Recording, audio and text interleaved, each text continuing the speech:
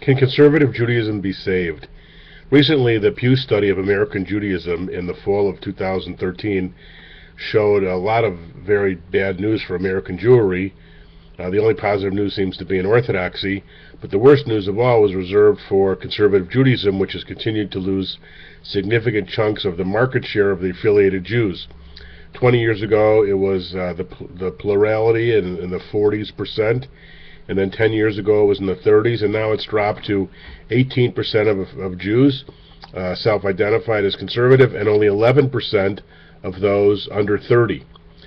So, and then I have a lot of people converting to Judaism who want to be conservative because on paper, it looks so good. And then one guy just wrote and said, what can I do to save it? I'm a very successful guy. I have a lot of great ideas. What can I do to save it? Well, the question is, can conservative Judaism be saved? Well, it depends what you mean being saved. If you're looking for a small group of Jews, that's what conservative Judaism will probably be for the significant future. It'll continue to drop. Why is that? Well, it's first of all, you got to remember that these denominational terms, Reform, Conservative, Orthodox, have only been around less than 5% of Jewish history. Conservative, about 3% of Jewish history. And so will those terms exist 50 years, 100 years, 200 years from now? Who knows? Conservative Judaism was a product, really, of Europe of the last century and then of America now. It worked very well in the 50s, 60s, 70s. A lot of people who grew up kind of the default position Orthodox became conservative. As it spread to the suburbs, it made a lot of sense. It gave people a sense of Jewish tradition without the binding force of halakha. But today, it's certainly people are voting with their feet and not being conservative. Why? Well, you have basically the view in conservative Judaism that they're a halachic movement, and yet virtually none of the lay people are guided by Jewish law in all phases of their life. Most conservative Jews don't keep kosher, don't observe the Sabbath, don't go to synagogue on a regular basis, don't pray daily, and yet the movement continues to say that they're guided by halakha. They're bound by halakha. So George Foot Moore, who was a great historian of religion at Harvard in the early part of the 20th century, said in every religion there's always been a wide gap between what the clergy taught as a theology and what the people actually did. But I think in Judaism nowhere is the gap as large as in conservative. Reform rabbis often aren't that observant, either are they lay people, and in Orthodox, the rabbis are expected to be halachic observers, as are many of the lay people. Now, conservative Judaism has had some success stories. For example, Solomon Schechter's, the parochial movement, Camp Ramah, the summer camping movement, but those are shrinking along with the numbers of affiliated conservative Jews, and they also have a problem. Now, I'm a product of Solomon Schechter, I'm a product of Camp Ramah, product of the seminary, the Jewish Theological Seminary for Conservative Judaism, and yet the Ramah and Schechter, the sort of the great models of what conservative Judaism can be, a lot of those kids come out not liking conservative synagogues. Many of them, for example, if they want to continue in Jewish worship, they feel more comfortable in Orthodox synagogues because that more closely approximates the kind of prayer that goes on in Ramah and in Solomon Schechter. And if people are looking for a Jewish community of people that are educated and knowledgeable and practicing, you can find that in the Orthodox world. And the Reform movement has moved quickly to the right. They have now Shabbat morning services more often. Their prayer book has a lot more Hebrew in it than the one that when I was growing up, the Reform movement had. A lot of their rabbis are wearing talitot.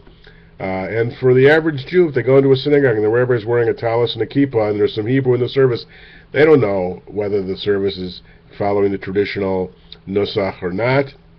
Matbei tefillah, we call it. So those are some of the essential problems. And the leadership of the conservative movement has completely not figured out a way to deal with this problem. There's also a larger context that has to be considered, which is that the middle ground in religion in general seems to be losing its way.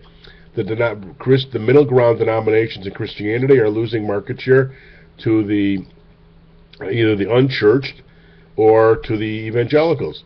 In Europe today, there's more and more people that simply have dropped out of religion, of Christianity, and you can see that in Islam too, where the growth area in Islam is in the extremes. So in Judaism, And Judaism too. And Conservative Judaism always was the oldest ethnic group, had the least kids, the oldest people, so that obviously catches up with you, so that hundreds of conservative synagogues have closed. If you walk into a conservative synagogue, often the average age is old, and there aren't a lot of kids who are going to be replacing those people coming up. So can conservative Judaism be saved? Well, if you mean, will it continue to exist? Yeah, probably for a while. It has institutions like the Jewish Theological Seminary, like the school in California. It has United Synagogue. It has Camp Ramah. It has institutions in place. Will the synagogues remain vibrant? You think of the whole city of Chicago, for example, with 300,000 Jews. There's just a few significant conservative synagogues with thriving memberships. Are there 10,000 Jews in the whole city of Chicago that belong to conservative synagogues out of 300,000 Jews? And with the huge intermarriage rate and the small percentage of intermarried families raising their kids as Jews, and by and large those families don't join conservative synagogues, you can see where it's headed. So if I was a betting man, I certainly wouldn't place stock in the long-term future of the conservative movement. It's fighting tremendous assimilationist pressures of American Judaism. It's fighting the culture of Americans in general, moving away from the center in religion, and it simply has too wide a gap between the ideology of the movement, which is halakha, and the practice of the people. So if the people want religious flavor, they want some Hebrew singing, they want participation without being told that they're sinning by not keeping kosher or whatever, then they go to a Reform synagogue. If they want a religious community where people observe Shabbat, keep kosher, attend synagogue regularly, then they'll go Orthodox. That I see as the central challenge on the question of whether conservative Judaism can be saved.